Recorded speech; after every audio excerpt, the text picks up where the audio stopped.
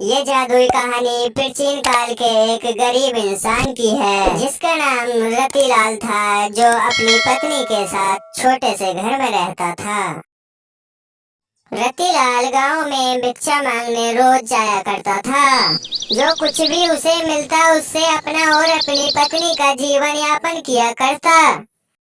एक बार सारा दिन भिक्षा मांगने पर केवल उसे एक मुट्ठी चावल ही हाथ लगे और वह अपने घर पहुंचा तो उसकी पत्नी दुखी होकर बोली, घर में अनाज का तो एक दाना भी नहीं है और आप एक मुट्ठी चावल ही लाए हैं।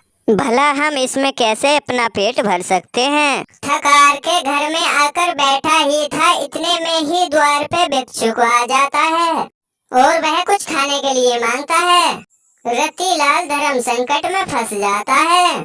अब वह एक मुट्ठी चावल अपनी पत्नी को दे या सामने खड़े भिक्षुक को, लेकिन वह द्वार पे आए किसी व्यक्ति को बिना कुछ दिए जाने नहीं दे सकता था। इसीलिए वह चावल भिक्षुक की टोकरी में डाल दिए।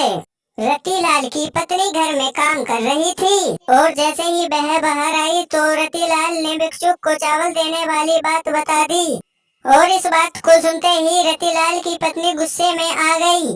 रतिलाल ने बताया कि चावल के बदले भिक्षुक ने एक पतीला दे गए हैं। उन्होंने कहा है कि अब से खाना इसी में ही बनाना। रतिलाल की पत्नी गुस्से से कहती है, क्या इसमें पानी उबाल कर दूं?